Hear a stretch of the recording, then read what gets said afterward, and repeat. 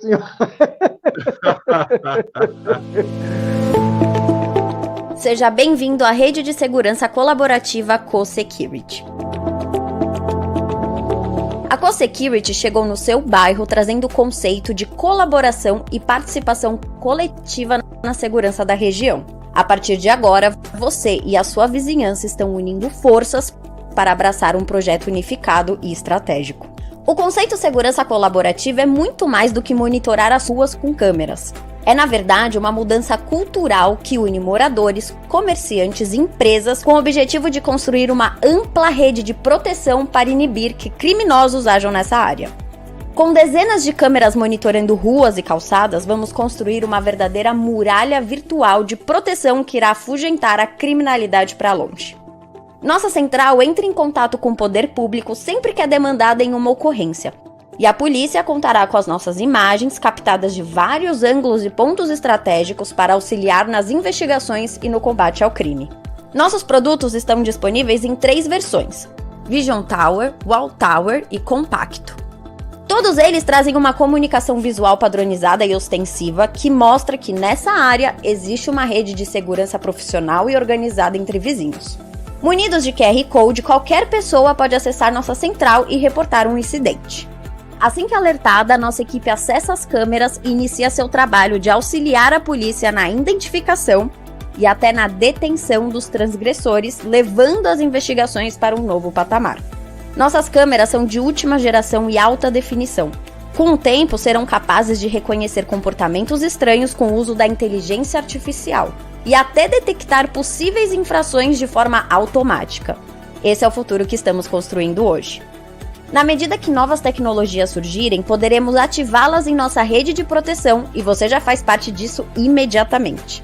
O aplicativo Co-Security completa o fácil acesso às imagens ao vivo e armazenadas em nuvem, mas somente por pessoas autorizadas. Seja parte da solução. Envie esse vídeo para vizinhos, amigos e comerciantes. Quanto mais pessoas abraçarem essa ideia, maior será a rede de proteção da nossa região. Queremos que as pessoas voltem a andar livremente e esse esforço pode ser de todos nós. Co-Security, as ruas de volta para você.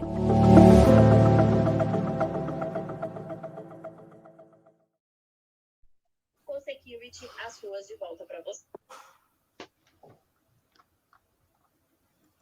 Saudações, amigos da Escola Superior de Segurança. No oferecimento da Startup Co-Security, apresentamos o 64º programa da série Co-Security Segurança Colaborativa. Nosso objetivo é debater ideias e trocar experiências e cases de sucesso na jornada de colaboração e exercício da cidadania em prol da segurança e do bem comum. Nosso tema de hoje, violência doméstica.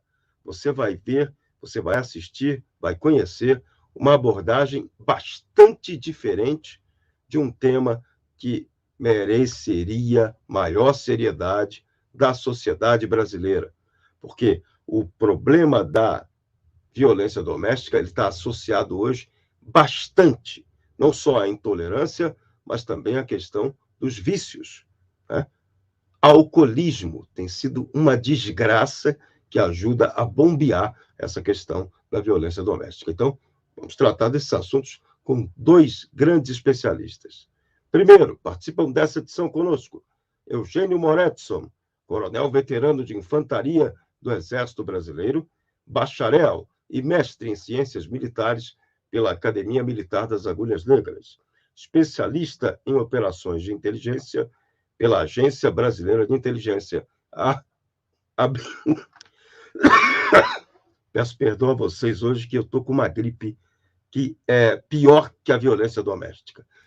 Moretson também é ex-oficial sênior da Contra-Inteligência Militar. Coordenou ações de inteligência na repressão às organizações criminosas narcoterroristas na Amazônia, Brasil, Colômbia, e na tríplice fronteira Paraguai, Argentina, Brasil.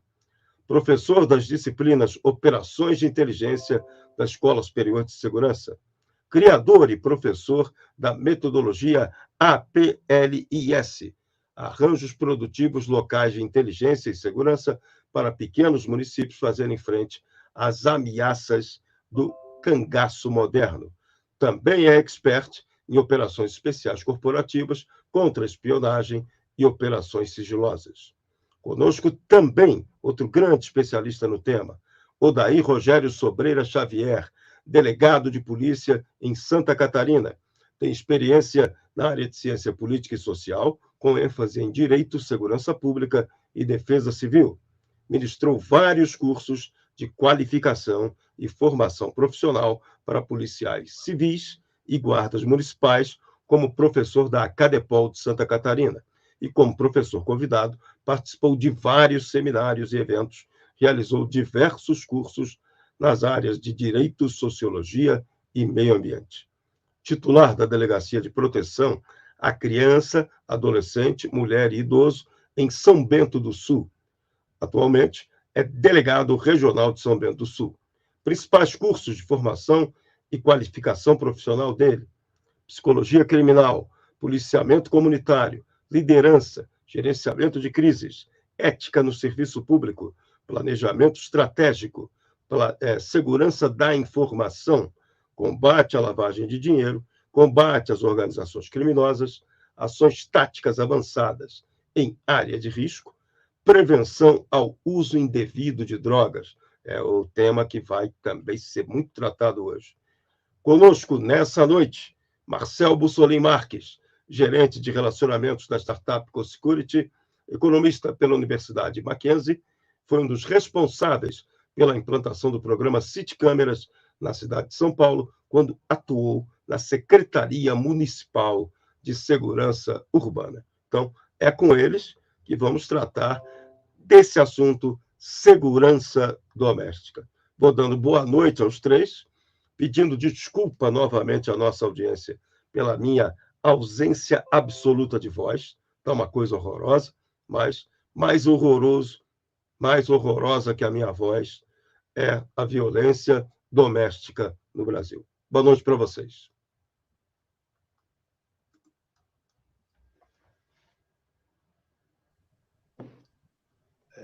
O som do seu microfone, ok. Estão me ouvindo?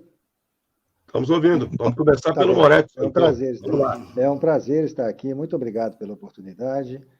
Caro Jorge Serrão, caro Caruso, que sempre abre esse canal e convida especialistas. Eu sou um aprendiz, um eterno aprendiz.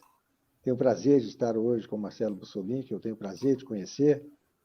Já tinha conhecido de nome, de biografia, de reputação, ilibada, mas é um prazer estar com você. E eu tive a oportunidade de convidar o meu irmão, meu amigo de coração, doutor Sobreira, que, além de ser um estudioso, um profissional da área de segurança pública e um estudioso do tema, eu tenho certeza que será excelente estar aqui nesse ambiente. E eu não pude deixar de ironizar, Serrão, lamento que você esteja com esse resfriado, mas justamente na hora que você estava lendo meu modesto currículo, que você falou da ABIN, você tossiu. Eu achei que ficou bem adequado, bem interessante a sua tosse. Foi sem querer querendo, como diria. Foi sem querer querendo. O Chapolin Colorado, isso mesmo. Mas eu passo a palavra aos companheiros também para cumprimentar a nossa audiência, que está deixando de fazer alguma coisa para estar aqui nos prestigiando, né? Muito obrigado pelo prestígio de estarem conosco neste canal, neste momento. Eu passo a palavra. Maravilha. Doutor Sobreira, tudo jóia? Como é que estamos? Poxa vida, Jorge, muito prazeroso estar aqui, né, com esse grupo de amigos aí. O Moretti é um grande amigo, já tive a oportunidade de assistir a palestra do Coronel Moretti, assim, realmente é uma honra estar junto com ele aqui, né, conhecendo agora o Marcel. Fico feliz, né, de estar tendo essa oportunidade e espero poder contribuir aí com esse tema tão triste, né, de ser tratado, mas muito importante. Parabéns, né, pela iniciativa de trazer esse tema em debate, que realmente é o que nós estamos precisando. Muito bem, então, para a gente não perder tempo, qual é a definição que você, Moretson e Dr. Sobreira trazem para a gente dessa questão da violência doméstica? O conceito é mais amplo do que muita gente pode imaginar, né? Tá. Sobreira, você quer começar? Olha, é bom a gente já começar traçando essa ideia inicial, Jorge, porque realmente existe uma grande confusão. Vamos lá. A violência doméstica, ela não abrange a violência somente contra a mulher. Esse é o primeiro ponto que nós temos que ter em mente, né? Não obstante a violência contra a mulher ela ser o foco da conversa, quando a gente vai falar de violência doméstica, é importante a gente lembrar também que outras pessoas vulneráveis sofrem, infelizmente, com esse fenômeno da violência doméstica. Eu dou exemplo dos idosos, as pessoas deficientes e também as crianças e adolescentes. São pessoas que muitas vezes não têm a quem pedir socorro, são reféns de uma situação de violência doméstica e ali levam as suas vidas da forma mais triste que a gente possa imaginar, né? Eu me coloco no lugar dessas pessoas e fico imaginando o drama que elas passam, né? Quando vão dormir, por exemplo, imaginando o que fizeram para merecer uma vida tão indigna, né? Desta forma. Além de estar numa situação, muitas vezes, por exemplo, o idoso, que muitas vezes se dedicou a vida toda à sua família e ali é colocado numa situação tão degradante de violência, de humilhação, né? Então, essa é uma ideia que eu acho assim fundamental. A gente falar da violência contra a mulher, sim, mas sem esquecer que a violência doméstica, como você disse logo, aliás, a violência doméstica, como você disse de início, ela é mais abrangente. Esse é um ponto importante. E se a gente for falar de violência doméstica contra a mulher, aí tem uma série de confusão também que é feita, né? Porque as pessoas imaginam que violência contra a mulher é aquela violência que machuca, que deixa marcas, mas a gente tem outras formas de violência contra a mulher, nós vamos ter oportunidade para falar durante o programa, que trazem problemas tão graves quanto um tapa, quanto um soco, né? Que deixa a mulher numa situação bastante complicada. Então, a violência doméstica, ela é essa violência física, a violência moral, a violência patrimonial, a violência sexual, praticada contra a mulher e contra outros vulneráveis. Aí abrange o idoso, o adolescente, a criança, o deficiente também, que é um problema na nossa cultura, né? Ou seja, a gente vive uma cultura, uma sociedade que as pessoas carregam uma etiqueta, muitas vezes de utilidade, né? Que se a pessoa não consegue mais trabalhar, não consegue produzir, ela se torna um estorvo dentro da família, inútil, e é obrigada a ser submetida a toda forma de violência e situações degradantes possíveis. Então, eu acho que essa é a ideia inicial que eu tenho que trazer para vocês. Sem entrar na questão técnica, né? Aqui é uma ideia bastante sutil e vamos aí ter oportunidade para se aprofundar aí durante o programa. Muito bem, Moretson, o que você acrescenta? Eu sabia que o doutor Sobreira ia esgotar o assunto. E a gente tem, ele colocou muito bem que a gente tem a ideia de que a violência é só aquilo que deixa marca, né? Marca física, né? Olho roxo, né? Aquele olho roxo, aquela pessoa destroçada, assim, que aparece nos sites da televisão, aquela face toda destruída, nos sites da internet. E não é verdade que muitas vezes também esses ferimentos são internos, são da própria alma, né? A violência psicológica também, ela é terrível, essa submissão que alguns parceiros, e vice-versa, né? Que dá-se muita publicidade à mulher como vítima, mas acontece também bastante o contrário, nós vamos falar sobre isso. Tá? Mas eu acho que o doutor Sobreira esgotou o assunto. Vamos acelerar, então. Então, vamos lá. Então, vamos para as perguntas de peso, importantes. Como é que a sociedade pode ajudar a prevenir esse tipo de violência? A gente está, na avaliação de vocês, o Brasil está sabendo lidar com isso? Sobreira, por favor. Você Olha, está na ponta da linha. Eu acho assim, o Moretson, ele é incrível, uma pessoa que eu gosto muito de estar conversando com ele. Você sabe qual que é o meu drama? É não poder mais conversar com esse homem. Todas as vezes que eu estive com ele, assim, eu saí encantado com conhecimento, com humildade. Moretson, você mora no meu coração, você sabe disso. Mas o que acontece, Jorge? A violência contra a mulher é uma situação, infelizmente, cultural. Esse é o primeiro ponto, né? E nós não estamos, com certeza, sabendo trabalhar com isso. Eu acho que nós já evoluímos, nós estamos progredindo, mas para a gente chegar ao ponto de dizer, olha, nós estamos cumprindo o nosso papel, estamos fazendo efetivamente aquilo que precisamos fazer para combater, para prevenir também, né? Porque não adianta só reprimir a violência contra a mulher, é um trabalho de prevenção, um trabalho de reflexão, é isso que nós estamos fazendo aqui, né? Levando para as pessoas essa reflexão, porque precisa de uma mudança cultural. Não adianta a polícia ir lá prender, claro que é necessário, mas para a vítima já aconteceu, né?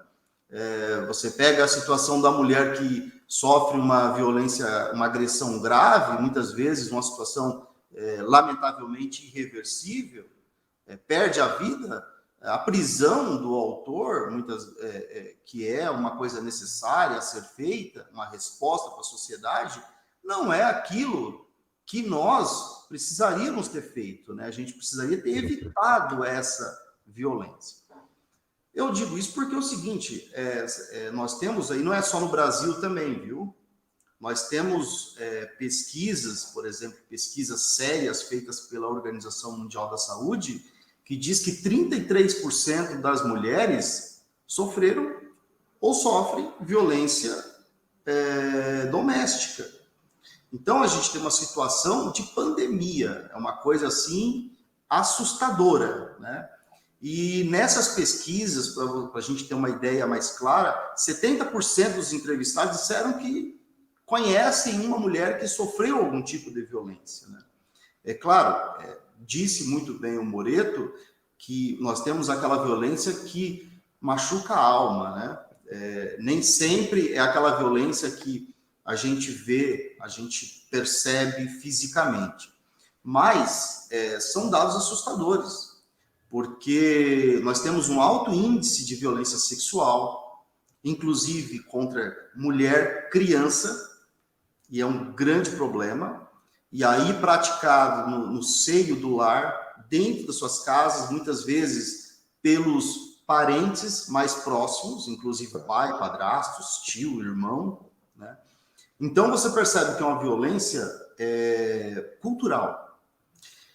E só vai resolver isso o dia que nós tivermos cumprido o papel, e eu acho que aqui nós estamos fazendo parte disso, de mudar essa cultura. Para você ter uma ideia, no Brasil, em 2021, nós tivemos 1.320 feminicídios. Foram 1.320 mulheres que foram mortas. Eu não estou falando aqui de uma lesão corporal, não estou falando aqui de uma ameaça, estou falando da vida. Agora,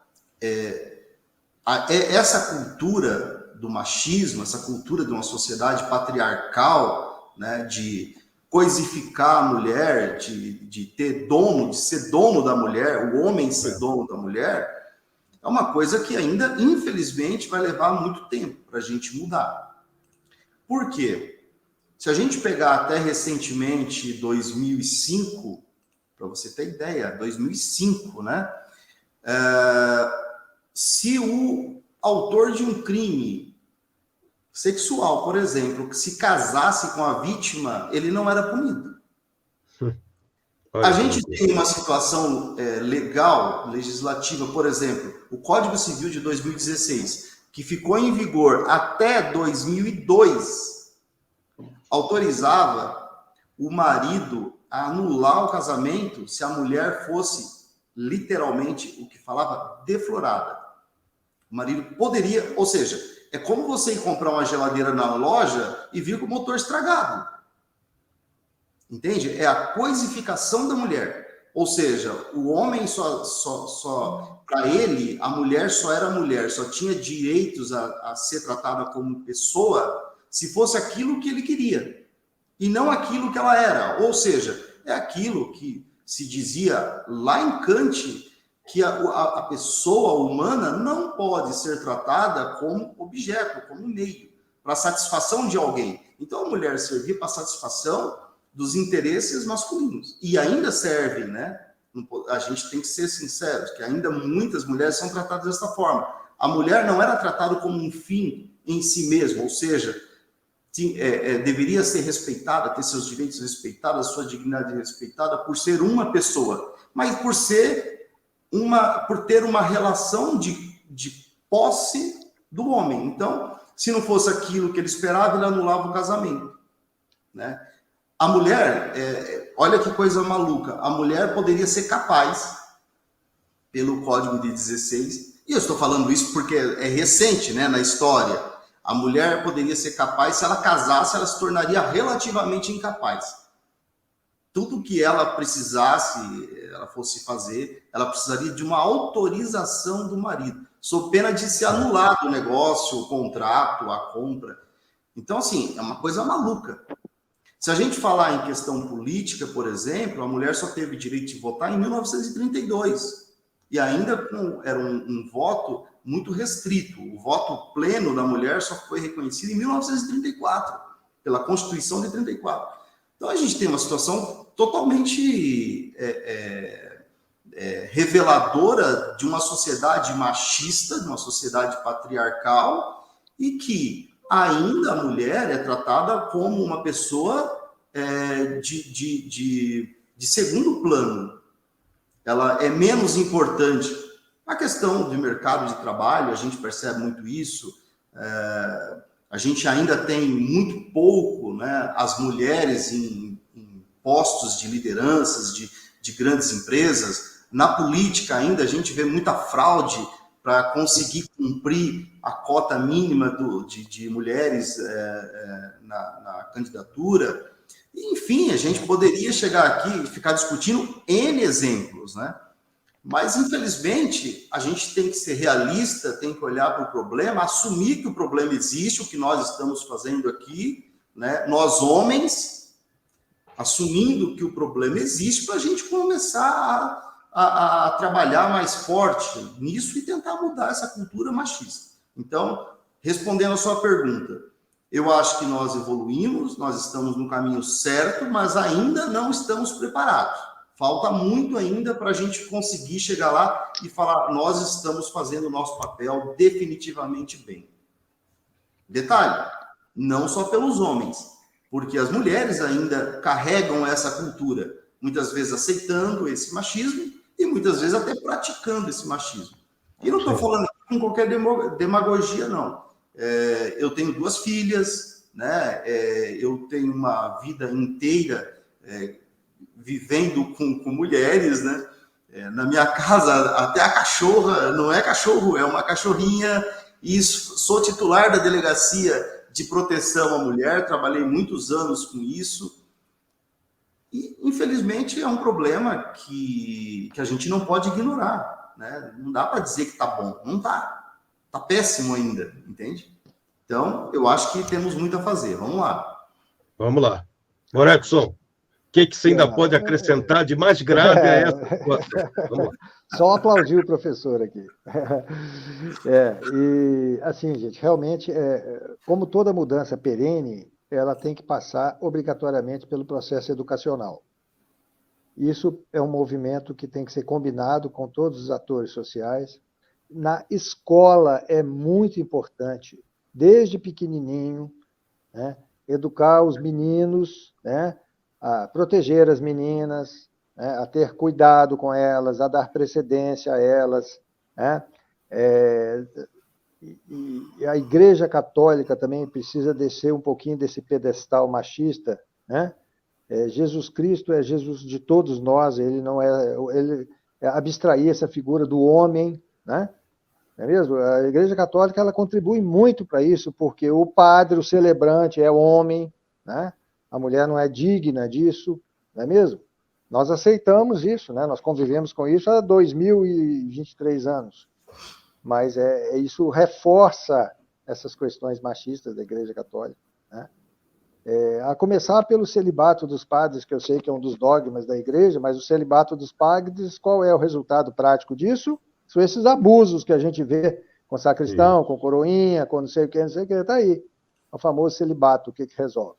Né? E quando você vai em outras vertentes cristãs, e que você vê celebrantes casados, né, pastores casados, com a sua família ali presente, assistindo o culto, é extremamente relevante, é muito significativo. Eu já fui num casamento batista em que estavam os filhos do celebrante lá presentes com a esposa e ela grávida ainda de uma outra criança. Foi belíssimo ele ter usado isso para falar de casamento, de família, de valor. É belíssimo. Então, a Igreja Católica também precisa contribuir, sim, com essa questão de nós termos um olhar, nós homens temos um olhar para a pessoa que é complementar a nós, né?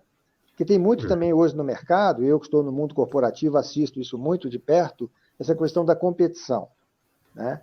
Aquela competição entre homem e mulher, cargos, espaços, salário, etc. E eu falo nas palestras de violência contra a mulher, de prevenção à violência contra a mulher, que eu falo isso, nós não somos nem melhores nem piores, nós somos complementares, né? Nós nos complementamos, nós só sobrevivemos ao longo da caminhada humana na Terra por causa disso, porque Darwin definiu isso muito bem, né? São os seres mais adaptáveis que prevalecerão. Então, nós nos adaptamos ao longo da nossa caminhada por sermos justamente complementares, né? Era o homem lá atrás, no passado, que ia caçar, que ia defender a tribo, e a mulher cuidava de todas as outras coisas, que eram muitas, né? Cuidava da oca, da caverna, da prole, da preparação de alimentos, dos ferimentos dos homens quando eles retornavam, da preparação da caça, etc, etc. Né? Então, nós somos complementares. Nós temos que abrir mão dessa questão da competição. A competição, nós estamos competindo por nada. Será uma vitória de pirro, aquela vitória que ninguém ganha, né? E assumir a nossa necessidade de complementariedade. E tratar, desde pequeno, desde menino, eu sou pai de 2 homens e padrasto de 2 mulheres. Então, Deus me deu 2 casais. Isso, para mim, foi uma experiência de aprendizado belíssima, chegar na vida de 2 adolescentes, né? Há 15 anos eu estou com a mãe delas, então elas eram adolescentes quando eu cheguei. E foi, para mim, uma experiência magnífica estar com esse aprendizado, né? De ter, eu que sou irmão de homem, de família extremamente masculina, e carreira militar masculina. Então, para mim, foi uma grande experiência de aprendizado. E como a mulher é tão especial, né? E muitos de nós as tratam de uma forma absolutamente desprezível. Mas nós também não estamos aqui só para falar disso, né? Como nós começamos, o Serrão nos lembrou muito bem, que nós temos que tratar também das outras formas de violência, né? Portanto, então, muito obrigado e podemos prosseguir. Vamos lá. Qual é o papel das forças de segurança para colaborar? Como é que o sistema jurídico está colaborando nesse combate à violência doméstica? Para quem? É para mim? Vamos lá, para quem? A pergunta é capciosa. Vamos lá. Vai que é sua, Tatarel. Olha, eu acho assim, Jorge, a nossa legislação ela avançou. Hoje nós temos uma legislação muito boa. A Lei Maria da Penha, ela realmente é uma legislação que dá para mudar a realidade, né, social em relação a esse problema. Foi uma vergonha, um atestado de machismo nosso, que nós fomos condenados a criar essa lei. É um absurdo, né? Nós tivemos a história da Maria da Penha, que foi muito triste. O Brasil teve que ser condenado a criar essa lei, e depois, claro, aí vieram aquela coisa de jogar confetes, né? Eu criei a lei. Não, na verdade, vamos ser sinceros, é um atestado de machismo da sociedade brasileira, né? Em razão de tudo aquilo que a Maria da Penha passou. Mas a nossa legislação hoje, atual, ela é muito completa na proteção da mulher. A começar pela própria Constituição Federal de 88, que é uma Constituição que valoriza muito a questão dos direitos humanos, né, ou os direitos fundamentais. ela traz como fundamento a igualdade. Isso é sensacional, né? Você tem, por exemplo, dentro da Constituição Federal, a previsão de que todos são iguais. Isso é uma mudança de paradigma, mas nós precisamos aplicar isso. Não basta estar na lei, não basta a Constituição ser uma mera folha de papel. Ela precisa realmente transformar a sociedade, né? Virar a página daquilo que era antes e trazer uma nova realidade social. É para isso que serve. E ela proíbe qualquer forma de discriminação. E, basicamente, a Constituição Federal ela traz 3 direitos fundamentais que resumem muito bem isso, que é o direito à vida, à propriedade, à igualdade, à segurança. Ou seja, se a gente pegar a violência contra a mulher, em especial, que nós estamos falando aqui, ela reproduz isso de uma forma mais detalhada. Então, eu vejo que nós temos uma legislação bonita e uma legislação que dá para ser efetiva. O que nós precisamos? Aparelhamento dos órgãos estatais, seja eles do executivo, no caso, os órgãos de segurança, seja eles aqueles órgãos responsáveis pelas políticas, né, de prevenção e erradicação da violência contra a mulher, por exemplo, uma possibilidade de abrigamento, uma possibilidade de proteção dessa mulher, ou uma defensoria pública efetiva, um poder judiciário que cumpra o seu papel, um ministério público que cumpra o seu papel. E, graças a Deus, eu vejo assim que hoje os órgãos responsáveis por colocar em prática essas políticas de proteção e prevenção estão trabalhando bem.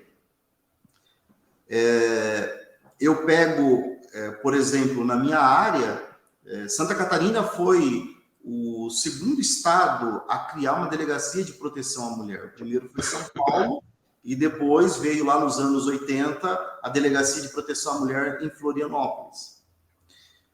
Então, o que a lei determina, que eu acho que dá para mudar essa realidade, né?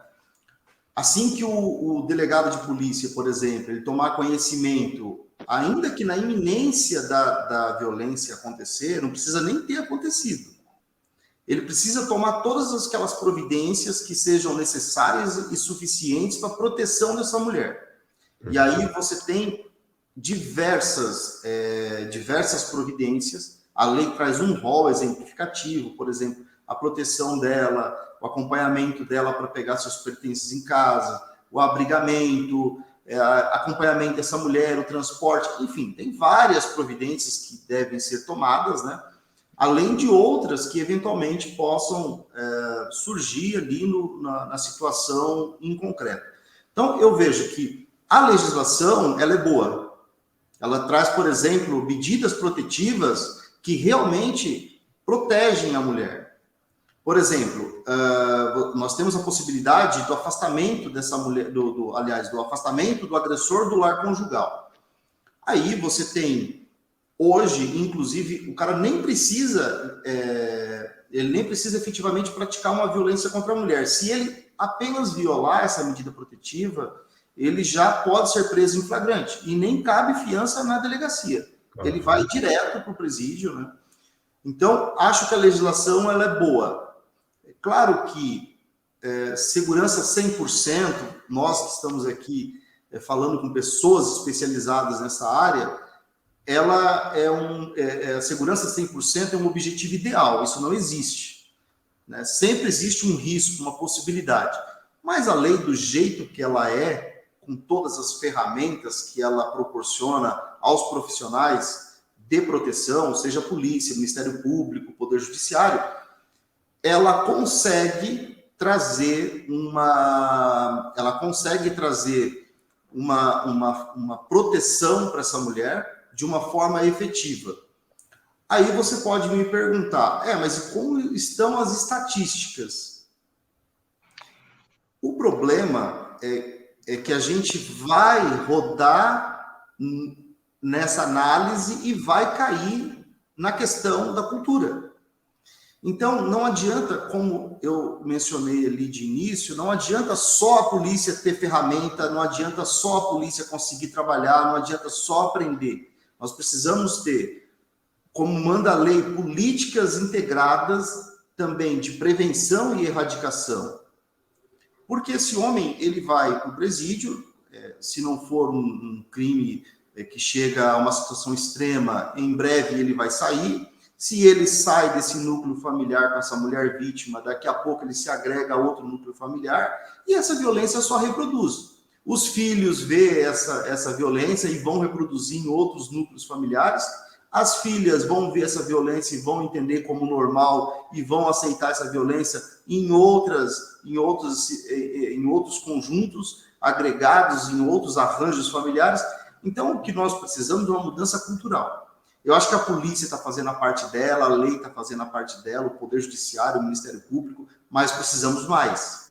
Precisamos fazer isso que nós estamos fazendo aqui, de uma forma muito mais ampla, muito mais abrangente e trabalhar na raiz do problema, que é ainda a prevalência do machismo. Podemos negar aqui, que é confortável para a gente negar a existência do problema, mas ele existe. E não é só no Brasil, mas especificamente no Brasil, sim, ainda é uma situação que precisa ser mudada, porque senão essas medidas que são tomadas pelos órgãos estatais serão insuficientes. Infelizmente, a cadeia não vai caber todo mundo. Essa é a verdade. Isso sem falar, Jorge, na cifra negra que a gente tem, que não são noticiadas. E aí, daqui a pouco, nós vamos falar sobre a questão de estatística. Sim, isso é importante. Tecnologia, de uma certa forma, está ajudando ao combate a esse tipo de violência? Como é que vocês estão vendo isso? Para mim, vale para os três. Agora vale para os três. O nosso colega da tecnologia. Claro.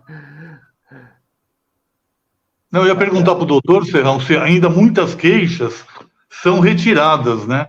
Porque eu trabalhei na Secretaria de Segurança Urbana aqui em São Paulo e fui em várias palestras, né, com várias autoridades, e muitas vezes eles apontavam esse problema, né, que tinha uma queixa, mas posteriormente essa queixa era retirada. Isso acontece muito ainda, com todas essas medidas protetivas que elas têm, né? Acontece. A pressão psicológica violenta, né, doutor? É que assim, Marcelo, não é... O que acontece? Eu sempre falo aqui na delegacia o seguinte: se a mulher voltar 10 vezes na delegacia, ela tem que ser acolhida como se fosse a primeira e a única. O que acontece? A gente tem que entender que nós, de novo, né, parece ser redundante, mas é necessário falar. A gente vive nessa sociedade complicada. E a mulher, ela tem N motivos para ela insistir, persistir nessa relação. Primeiro, é a questão que ela acha que o cara ainda vai mudar, ela ainda está encantada por aquele romantismo, que o cara é o príncipe do cavalo branco que foi buscar ela e um dia ele vai se transformar nisso. Ela tem a dificuldade social, ela tem a dificuldade de trabalho, ela tem a dificuldade que ela tem 2, 3 filhos, e muitas vezes ela nem consegue trabalhar, e o único que trabalha é o marido que agride, que bate, que xinga, que humilha. Então, a mulher, ela tem N motivos, né, para ela desistir e para ela persistir nessa relação. Mas acontece. Eu já tive casos que eu prendi o cara quando podia, no caso de lesão corporal, hoje não pode mais, só em outras situações. Mas no caso de lesão corporal, por exemplo, eu já prendi em flagrante o cara e a mulher foi buscar a fiança. Aconteceu. Agora, a gente vai criticar essa mulher, a gente não sabe o motivo que ela fez isso. Tá? Verdade. Muito bom. Eu queria também ressaltar aqui a participação da telespectadora Edna, né? Ela até foi cumprimentada também por outro telespectador, dela ter colocado aqui, espero, Edna, que tenha para você agora a vida tenha sorrido, né? já que a fez chorar tanto na infância. Espero que você esteja melhor num lar, acolhedor, etc. Né? Bem, ficam os votos aqui. Eu gostei muito de ver o doutor Sobreira falar a respeito de como ele trata a questão na delegacia dele, e eu conheci de perto, tive o privilégio de conhecer a delegacia dele, porque a pergunta inicial foi a respeito das forças de segurança, como é que elas estão trabalhando essa questão da violência contra a mulher. E eu, infelizmente, eu não vejo ainda institucionalizado essa questão do acolhimento. Ela se dá muito por iniciativas individuais meritórias. Isso. Né? Mas eu vejo também, quando eu vou na delegacia de polícia, ela está dando feedback aqui, muito gentil. Quando a gente vai numa delegacia de polícia, às vezes, você vê que o acolhimento não é. O acolhimento não é aquele acolhimento... Até meu, eu já fui em delegacia de polícia e fui tratado com rispidez pelo plantonista lá de mau humor que estava lá. Ok, ele podia ter tido um dia ruim, tá? Todos nós temos nossos dias ruins. Então, assim, o acolhimento, tanto em delegacias, quanto na abordagem da Polícia Militar e das Forças de Segurança Ostensivas, incluindo Guarda Municipal, ainda não está aquela abordagem, eu não digo norueguesa, porque nós não somos uma Noruega ensolarada, né? Mas ainda necessita melhorar um pouquinho o nível da abordagem, né? Não é o nível técnico, é o nível de educação mesmo. Eu estou falando de educação. Educação, humanismo, de civilidade. Né? Isso. Entendeu? O que eu mais ouço em participação em grupos de policiais é tratar o criminoso como vagabundo. O vagabundo é a tipificação do suspeito, do criminoso, que vagabundo, vagabundo, vagabundo. E começa daí, começa do palavreado chulo. Né? Então, precisa mesmo dar uma repassada na formação humanística dos policiais. Né? Eu vou reportar aqui um fato que não tem a ver com violência doméstica, mas que ilustra o que eu estou dizendo. Vocês lembram aquele episódio infeliz da Polícia Rodoviária Federal, os caras que jogaram aquele lacrimogênio dentro daquela viatura e tinha um detido lá dentro e o cara morreu? Lá na Alagoas, se eu não me engano. Alagoas, Maceió, lá no Nordeste. Pois bem, a universidade deles é aqui em Florianópolis. E aí foi feita uma sindicância e foi vista que eles tinham no corpo da ementa disciplinar direitos humanos. Mas a carga horária distribuída a direitos humanos era 0 hora. Então, quando você não tem formação, você aguenta as consequências. Né? Então, precisamos melhorar um pouquinho essa questão do tratamento da mulher e de todas as pessoas quando elas procuram a força policial, porque ninguém procura a força policial se não estiver sofrendo, igual ao hospital. Pô. A pessoa está em sofrimento, a pessoa está precisando de ajuda, senão ela não vai procurar. Né? É uma profissão que trabalha por demanda mesmo. Né? Então, assim, eu fico feliz de ver que o Sobreira colocou isso de forma muito feliz, esse exemplo das 10 vezes que ela vai lá, ela tem que ser atendida como se fosse na primeira. Isso é um exemplo para todos nós.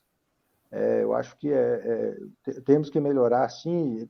Temos boas medidas na área pública. Uma delas que eu cito como muito verdadeira, muito positiva, é a tal da Ronda Maria da Penha. Algumas forças policiais, guardas municipais, fazem essa Ronda Maria da Penha diariamente, percorrem aquelas mulheres que estão sob medida protetiva. Claro que não dá para percorrer todas no mesmo dia, mas elas vão fazendo por setores, por segmentos. Isso é muito produtivo, porque transmite a ela uma sensação de segurança, que é muito importante. Né? E o tal do botão de pânico, que aí entramos na tecnologia. Né? Hoje, como quase todos nós temos um celular, no Brasil tem 2 celulares para cada cidadão, o botão de pânico também, que a mulher consegue agir com rapidez e denunciar a presença do agressor e pedir ajuda, afinal de contas, sem ter que fazer aquela burocracia do 190 e tal, porque talvez ela não tenha tempo nem mãos livres para isso. Por isso que o botão de pânico ele realmente é interessante. E nós estávamos falando aqui a respeito das coisas do Brasil, mas, gente, na Índia acontece estupro coletivo dentro de trem. As mulheres lá nos países árabes, com todo o respeito àquele saber milenar daqueles países, elas ainda estão, coitada, andando atrás dos homens, né? Então, assim, em muitos lugares, então isso aí está sendo... Nossa, mas estamos falando aqui da realidade brasileira, vamos nos ater a ela. Mas muito obrigado, doutor podemos Sobreira prosseguir. tocou na questão da pandemia, né? A pandemia, nós vivemos aí uma pandemia de violência, não é só do Covid, como todo mundo se acostumou, né? Não, essa é o menor dos problemas. Eu fiquei horrorizado, Agora, eu estava pesquisando sobre estupro da mulher. A gente acha que a gente tem essa síndrome de vira-lata também, um pouquinho, eu reconheço que nós temos, mas aquelas comunidades de estudantes que se agrupam em universidades top, nos Estados Unidos, Inglaterra, etc. O que acontece de estupro dentro daquelas comunidades de estudantes da elite norte-americana e britânica está na internet, está acessível. Quando a junto com a bebida, com a droga, né? Isso, geralmente regrado bebida e droga. Isso. Continuemos, por favor. Vamos lá, isso aí são temas que a gente tem que chamar atenção para esses problemas que vai tudo derivando deles. A gente teve avanço aí na legislação agora de condomínios. Os condomínios, os síndicos são instruídos, né, a apresentar denúncias sobre violência doméstica. Como é que vocês estão vendo? Isso aí foi um avanço? Foi uma boa? Peço a prerrogativa da palavra, Nesta. Eu tenho um projeto educacional com vigilantes. Eu dou aula para vigilantes de empresas. E sou casado com a síndica. Olha só. Então, o exemplo vem de casa. Bem. Então, assim, gente, consequência de muitos condomínios, o que eles fizeram? Retiraram as câmeras dos elevadores. Para não ter, a solução do sofá, né? Isso. Minha mulher está me traindo no sofá, vamos vender o sofá. Retiraram as câmeras para não ter que lidar com o BO das imagens que, pela lei, ele teria, se tomar conhecimento, tem que... Então, eu não tomo conhecimento que eu retiro a câmera. Isso foi uma consequência disso. Olha só, hein? O jeitinho tupiniquim mesmo de lidar com o problema, Jeitinho tupiniquim. Meu Deus do céu. É verdade.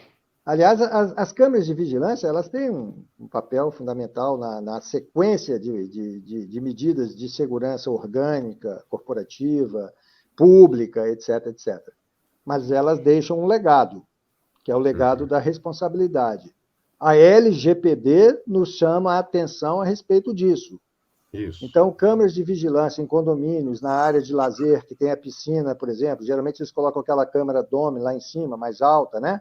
Aquela câmera redonda que pega o 360, e aí o terceiro que fica lá no monitoramento, quando tem monitoramento, né? Que quando tem monitoramento já é um grande avanço, que a maioria não tem. A maioria fica gravando imagem em cima de imagem. Né? Não tem monitoramento porque é custo. Né?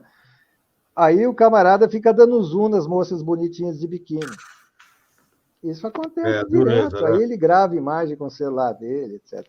Então, é um projeto educacional também de melhoria da qualidade de serviços de terceiro. É compliance, é para evitar realmente programas mais. Mas, por favor, os demais colegas. Vamos lá, o que vocês acrescentam a essa jogada tupiniquim aí? Foi terrível, hein? Vamos resolver o problema eliminando a câmera. A câmera que é culpada. Não, eu acho que a tecnologia, ela realmente tem um papel muito importante. A gente tem que aproveitar isso em favor, né, do nosso trabalho, em favor da sociedade. É uma realidade que está aí. Algumas questões preocupantes, inclusive, né, como algumas possibilidades com a inteligência artificial, mas não é o caso da nossa conversa aqui. Vamos falar só das coisas boas que são possíveis. Hoje, o Moretti lembrou muito bem a questão do botão do pânico. É realmente importante. A tecnologia na estatística para a gente monitorar e para a gente direcionar o nosso trabalho, para que a gente consiga criar políticas mais efetivas, né? Se bem que a questão de estatística tem que ter muito cuidado. O Jorge citou aí agora há pouco a questão do Covid, né? Na época do Covid, nós tivemos, pelo menos na delegacia que eu trabalho, nós tivemos uma redução de 50% nos casos de estupros contra crianças. E aí a pergunta que a gente fazia, o que aconteceu? Os estupros não estão acontecendo? Muito pelo contrário. Os estupros não foram notificados, porque a criança não tinha quem pedir ajuda. Ela geralmente pede ajuda na escola. Então, se ela não tinha quem pedir ajuda, ela estava sofrendo a violência e não tinha quem pedir socorro.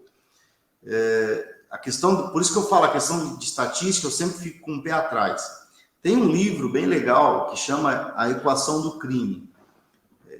Já fica aí, eu não estou ganhando nada por isso, mas já fica a dica aí, que é um livro muito legal, que mostra que você não pode, na estatística, analisar apenas o número frio, porque a estatística se trata de um fenômeno social que pode ter diversas causas, tanto para mais quanto para menos. É só você pegar um estado que não tem homicídio, você tem que ver a causa de não ter homicídio. Será que a polícia realmente está trabalhando bem? Será que ali tem uma cultura de paz? Ou está dominado por uma facção que não permite o homicídio? Então, tem essa preocupação também com os números estatísticos. Mas a tecnologia, ela facilita muito a nossa vida. A começar por cruzamento de dados. Hoje, o cara é inserido no sistema aqui, em qualquer lugar do país que ele for, ele pode ser consultado por uma polícia, por um órgão de segurança, e isso é bastante positivo para nós, que antes a gente tinha dificuldades. Pode parecer uma coisa que não acontecia, mas às vezes o cara tinha um registro numa cidade vizinha e a gente não tinha a informação completa. E hoje tudo isso é possível, né? Com sistemas desenvolvidos, com uma estatística em tempo real. Eu estou vendo aqui o painel de estatística, se o cara registrar uma ocorrência lá do outro lado do estado, vai alterar meu número aqui. Então, a internet veio também para isso. Eu acho bastante positivo e auxilia bastante também. Legal, então isso é importante. Que novas formas de violência doméstica vocês estão enxergando? Já te falou da violência principalmente contra a mulher, contra crianças, mas acontece o inverso? Tem a tal da violência também contra o homem, contra o marido? Isso é real? Ou está sendo uma leitura assim meio machista atravessada falar nisso? Se os colegas quiserem... Não, fala aquilo. Uma vez você me relatou aí na sua delegacia a história do cara que teve que sair de casa porque a mulher tirou ele de casa e a casa era dele. Ah, sim. Veja só, a gente tem que fazer uma análise dessa situação com muito critério, né? A gente não pode generalizar. A violência geral é do homem contra a mulher. Isso eu não tenho a dúvida. Agora, há casos excepcionais que não refletem a realidade social de violência da mulher contra o homem, tem também.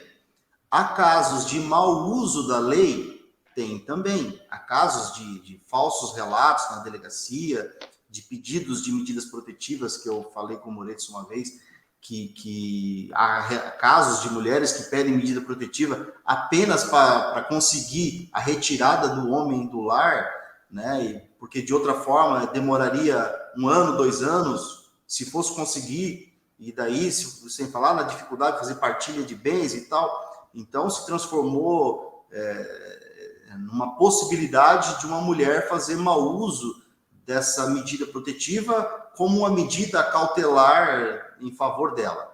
Isso é possível. Mas isso não reflete a realidade, porque a realidade que nós temos hoje é um retrato social de violência de gênero, ou seja, da violência do homem contra a mulher por ela ser mulher. Entende? A violência entre as pessoas, ela existe. Pessoas violentas existem de qualquer sexo. Seja homem, seja mulher, seja qualquer gênero que se autodeclare. Mas o que é real é violência de gênero do homem contra a mulher. E aí a gente tem as várias formas dessa violência. Nós temos a violência física, que é a lesão corporal, a gente tem a violência sexual, que é o estupro, que é o abuso sexual contra a mulher, a gente tem a violência patrimonial, que é o homem que se apropria dos bens da mulher. A mulher recebe o salário no final do mês e passa para cá que eu vou controlar as finanças de casa. E a mulher, tudo que ela quiser, ela tem que pedir. E eu tenho certeza que a gente já conheceu mulheres nessa situação, ou, eventualmente, uma mulher que passa por isso pode até assistir a essa conversa, né? E a gente tem diversos outros tipos de violência. Sem falar na violência moral, que isso é muito comum, né? Da pessoa mal educada, né? Mal educada ali que o Moretson falou. Eu vou até pegar um gancho com a situação do Moretson. Essa questão de falta de educação, ela existe não só na polícia. Você chega no hospital, você parece que a pessoa vai estar fazendo um favor para você. Né? É um mau atendimento, uma coisa assim assustadora. Né? O importante, eu acho que isso tem que servir de alerta, é a mulher perceber os sinais de violência no começo e não permitir que isso evolua. Isso é uma coisa fundamental. Por quê?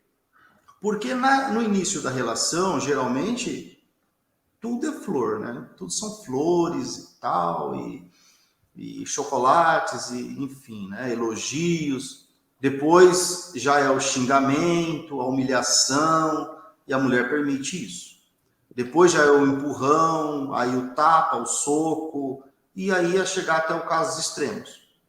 Então, a mulher ela tem que entender que a violência não é só quando o homem bateu, mas ela começa com humilhação, com xingamento e pode evoluir a uma situação, infelizmente, mais grave. Mas isso é difícil, porque é cultural. Muitas mulheres acham que é normal ser xingada, ser humilhada, enfim, né? Eu acho que a gente tem que ter essa percepção. Uhum. Tá, eu queria dar uma contribuição que é polêmico. Quando eu falo isso em palestra, a Herada já fica... Mas eu vou falar, que eu tenho certeza que eu tenho razão. O que a gente vê muito também, gente, é a medida imprudente da mulher conhecer o bonitão na balada e leva para casa na primeira noite. Né? Desde a época dos nossos tataravós, existe o conhecimento, a paquera, o namoro, o noivado. Aquilo é um tempo para a massa amadurecer. Isso. Hoje, esse atalho hoje da extrema liberdade sexual, inclusive, permite esse tipo de coisa. Ela vira mal educadamente para você e fala assim, mas eu pago as minhas contas, eu pago meu aluguel, eu tenho meu emprego, eu tenho meu trabalho, eu levo para minha casa quem eu quiser. Tá bom. Aí, no dia seguinte, depois de ter tomado um Boa Noite Cinderela, de um cara que ela não sabe nem o nome, porque ele não deu o nome verdadeiro dele, aí aparece toda destroçada, o cara vandaliza a casa dela, leva todos os eletrônicos, consegue fazer um pix para a conta dele, porque ela falou. Então, enfim, a imprudência, né, da pessoa que, em tese, é a mais fraca, elas precisam adotar comportamentos de maior prudência, de maior cuidado, de maior autopreservação, porque tem muita gente grosseira, tem muita gente mal intencionada, tem muita gente muito safado mesmo, bandido na noite, e eles se aproximam, usam técnicas de engenharia social, né? Se aproximam, se influenciam, se colocam, se posicionam muito bem, e ela se deixa encantar com aquilo, e aquilo, no final, tem um custo. Então, a medida de proteção, de preservação, ela precisa ser mais aflorada. E nós estamos tendo, eu queria só elogiar aí a participação do telespectador, o João Duarte, de Santo André, que está colocando algumas opiniões bastante interessantes. Podemos prosseguir. Muito bom, lembrando até que lá tem uma guarda municipal que faz a Ronda Maria da Penha, tem botão de pânico, muito bacana essa iniciativa de Santo André. Vários outros lugares têm que seguir bons exemplos, né? Vamos lá, nosso tempo já está acabando. Queria que a gente focasse... O Sobreira é de São Paulo, né? Sou de São Paulo. Sou da região de Campinas, Terra Boa. Ah, tá. Legal. Queria que a gente focasse num ponto que eu acho que é fundamental. Educação. O Edson chegou a tocar isso, mas acho que tem que insistir mais nisso. Como é que a gente pode ter políticas educacionais para reverter esse quadro horroroso da violência doméstica no Brasil? Na Posso visão de começar? vocês. Pode. Primeira coisa é as autoridades públicas têm que colocar isso na grade curricular.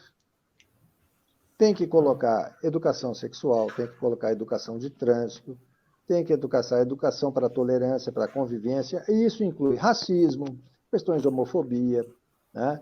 Tolerância contra aqueles que apresentam alguma questão a gente chama genericamente de deficiência, né?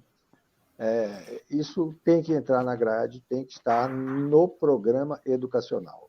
Escola é para ensinar matemática, português, Isso. biologia, etc, etc. Mas ela ensina também essas questões ligadas à cidadania, né? Na nossa época, nós não tínhamos educação moral e cívica, nós não tínhamos OSPB, Organização Social Política Brasileira. Isso não nos dava uma cultura geral sobre o Estado, as instituições. Isso era muito bom e foi retirado, né? Sabemos que isso tem interesses aí por trás, mas não é o tema de hoje. Mas tem que constar da grade curricular, tem que constar de vestibular, tem que constar de Enem, tem que constar de concurso público, porque aí você força as pessoas a estudar.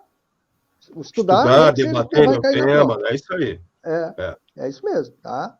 Entendeu? E aí você pode criar também outros mecanismos de incentivo, que são os prêmios, né? Os prêmios para boas iniciativas, etc, etc.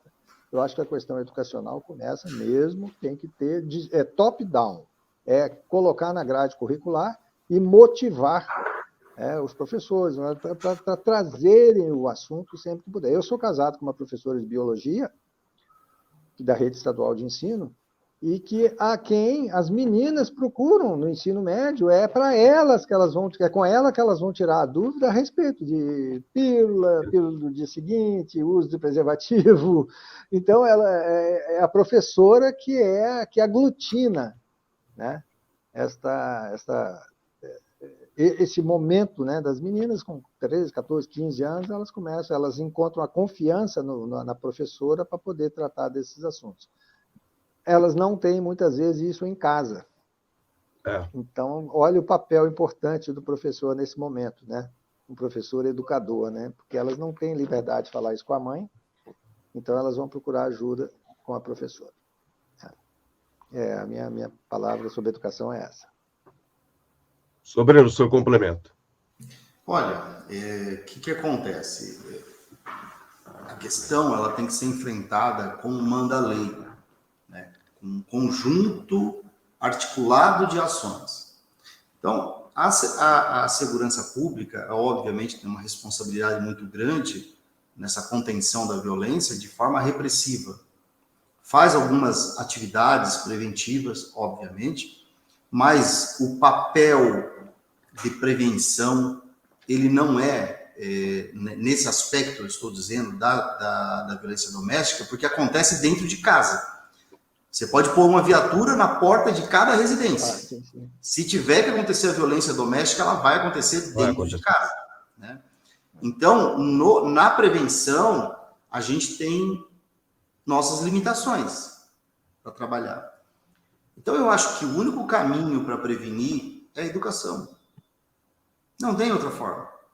Com a educação, você vai mudar essa cultura, né, que nós temos hoje. Você vai conscientizar as mulheres, você vai conscientizar os homens, você vai trazer mais reflexão, vai ter uma mudança de paradigma de valores, né, pelas pessoas. Eu acho que a educação ela é fundamental para tudo, né? Eu acho que se fosse escolher uma área estratégica para trabalhar para uma mudança de uma sociedade, começaria pela educação. É a base, que vai refletir, inclusive, na saúde, vai refletir na economia, reflete em tudo. E, certamente, na própria questão específica da violência doméstica, e, em especial, contra a mulher. Porque essa violência é reflexo cultural. Entende? É reflexo de uma cultura que precisa ser mudado. E isso só muda com a educação, não tem outra forma. Em resumo, eu acho que seria isso. Posso só aproveitar o gancho e dar só mais uma palhinha? Cumprimentar o meu amigo Moisés, que está nos assistindo. Boa noite, meu amigo. Um querido amigo que sempre nos prestigia. Se tem um projeto que funciona no Brasil e precisa ser potencializado, é o PROERD, o Programa Educacional de Redução ao Consumo de Álcool, Tabaco e Drogas Ilícitas. No Brasil, ele é ministrado pelas polícias militares, em parceria, às vezes, com as guardas municipais. Em Santa Catarina, ele é muito bem estruturado, e em São Paulo e Minas Gerais também. O PROERD é um programa caro, ele é um programa da matriz americana, ele tem que ser adquirido. Existe, inclusive, o PROERD de ensino médio, e está comprovado que as crianças que passam pelo PROERD, elas atingem um patamar de rejeição à experimentação do primeiro cigarro, do primeiro gole, da primeira tragada num baseado. Não é que elas não vão usar, mas elas adiam isso para mais tarde, e isso já faz alguma diferença, tá? Então, o PROERD, ele é um bom exemplo de uma excelente prática que poderia ser também incluído nele questões ligadas a isso, porque é na idade em que os meninos e as meninas estão começando a desenvolver, as menininhas estão começando a desenvolver, daqui a pouco estão usando o primeiro sutiã, então hoje elas menstruam muito cedo, então assim, é um momento que eu acho que se poderia pensar em incluir algumas disciplinas a respeito disso dentro do guarda-chuva do PROERD. Tá? Muito obrigado. Grande dica. Marcel Bussolini Marques, nosso tempo já está acabando. Quero o seu balanço sobre o nosso programa de hoje. Bom, Serrão, um tema muito importante aí, né, com os especialistas, o Coronel Moretson e o Dr. Sobreira, né? Já foi discutido algumas vezes, né, pelos síndicos, né, toda essa preocupação aí com violência doméstica, né? No nosso caso, como a CoSecurity, a preocupação maior é com as ruas e calçadas, né? Nós também contribuímos com algumas ameaças em trânsito, perseguição, stalking, constrangimento. Então, sempre preservando as imagens, né? Instruindo para que seja realizado o boletim de ocorrência, né? Para que seja enviado aos distritos policiais da área competente. Então, fazemos um trabalho disso, né? E, infelizmente, né, que eu estava comentando com o Serrão aí nos bastidores, antes de iniciar o nosso programa, a violência, né, está muito grande. Então, nós vemos aí roubos, né, motos, assim, contra grupos de pessoas, pessoas de idade, mulheres com crianças. Então, é preocupante a situação, como foi aí falado pelos senhores, né, questão de educação, né? A polícia trabalhando, prendendo muito. Hoje mesmo eu estava numa palestra de condomínios, né, aqui próximo ao Center Norte, alguns coronéis da polícia, falando sobre isso, né, a questão de legislação, né, que a polícia faz o trabalho, mas nós temos um problema de legislação. Então, é muito importante o tema, não só contra a mulher, como foi muito bem apresentado aí, contra idosos e crianças, né? E deixar os agradecimentos da CoSecurity para o coronel e para o delegado doutor Sobreira. Muito obrigado. Muito bem. Moretson e Sobreira, a saideira de vocês. Vamos lá. Então tá, eu vou pegar o gancho aqui, doutor Marcel. Nós temos um problema de legislação, sim, mas nós temos um problema seríssimo no nosso judiciário. Que enquanto ele tiver as interpretações que ele tem, a polícia se mata de enxugar gelo. Se mata literalmente. Nós temos um problema seríssimo no judiciário. Né? E a população, aqueles que estão nos assistindo, espalhem isso, por favor. Tome vergonha na cara e para de usar drogas ilícitas. Porque é o consumo de drogas ilícitas que fomenta essa violência armada que as polícias se enfrentam, se matam e morrem todo dia nas ruas. Se as pessoas reduzissem o consumo de drogas ilícitas, os níveis de violência no Brasil diminuiriam violentamente. O baseado que o sujeito fuma, coloca munição no revólver do bandido. Então, os usuários, eles são cúmplices dessa violência. Mas muito obrigado pela oportunidade de estar aqui com todos vocês. Muito obrigado à nossa querida audiência. Muito bom. Recado, papo reto e direto. Doutor Sobreira. Ô, Moretson ali, eu me senti aqui assistindo Tropa de Elite, rapaz. Foi. Você lembra dessa cena? Esse baseado aqui é o que mantém lá e tal. Você lembra disso? Muito legal. Eu falo, Moretos é incrível. Olha, primeiro, agradecer, assim, de coração pela oportunidade. A Polícia Civil de Santa Catarina tem trabalhado de uma forma muito forte na questão de combate à violência contra a mulher. A gente tem, para todas as regiões, nós temos delegacias de proteção à mulher, nós temos a instalação de salas lilazes, né, onde não tem a delegacia de proteção à mulher. A gente tem uma estrutura que muitas vezes servem de exemplos para outros estados, se bem que temos aí trabalhos excelentes aí pelo Brasil, mas digo que aqui em Santa Catarina a gente trabalha muito forte nisso. E isso tem uma consequência, obviamente, porque as pessoas se sentem seguras, acolhidas, as mulheres se sentem seguras e acolhidas, e vêm procurar a polícia. E nossa estatística está sempre lá em cima. Então, eu sinto muito honrado em fazer parte desse trabalho. Eu assumi a titularidade de uma delegacia de proteção à mulher por opção. Eu estava em outra divisão e dada a importância desse trabalho, eu pedi remoção para essa delegacia. Então, o que eu estou falando aqui é de coração mesmo, tá? Eu quero parabenizar pela iniciativa, Jorge. Acho que é uma oportunidade fantástica para a gente conversar sobre isso. É necessária essa reflexão. É uma honra estar aqui junto com o Moretos, esse cara que tem esse conhecimento todo, o Dr. Marcel ali. Muito obrigado. E espero que numa próxima oportunidade a gente possa também refletir sobre outros temas de violência doméstica com outras vítimas. Que aí, se a gente vai entrar em questão de criança, de idoso, aí se a gente for falar sobre isso, a gente fica a noite toda aqui. Então, de coração... Com certeza. Sim. Obrigado pela oportunidade. Também é um assunto legal. Obrigado pela oportunidade. Estamos aí à disposição. Muito bem. Não esqueço também de agradecer o Caruso, tá? Muito obrigado, Caruso. Está aí nos bastidores, só nos monitorando, só soltando os torpedos. Muito obrigado, Caruso, por ter lembrado da gente, por ter oferecido esse espaço aí à sociedade toda. Maravilha. E obrigado pela dica que ele nos deu aí, né, Serrão? Poderosíssima dica. O homem o Fábio Caruso está a milhão por hora. Parabéns. Os participantes aí, excelentes. Muito obrigado. Muito obrigado. Muito obrigado, doutor Marcel, também. Semana que vem, quarta-feira que vem, 20 horas, tem mais CoSecurity Segurança Colaborativa. Não se esqueça de se inscrever no nosso canal da Escola Superior de Segurança. Deixe sempre o seu like, tá? Divulgue para os amigos. Se os inimigos também estiverem te enchendo o saco, passa para eles, que eles vão detestar. Mas o importante é a gente promover o debate sobre segurança colaborativa e temas relevantes para a sociedade brasileira.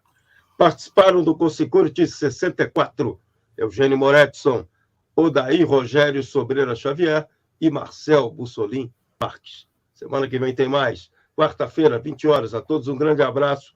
Fiquem com Deus e espero que a gripe não me acompanhe na semana que vem também. Já estou de saco cheio. Tchau.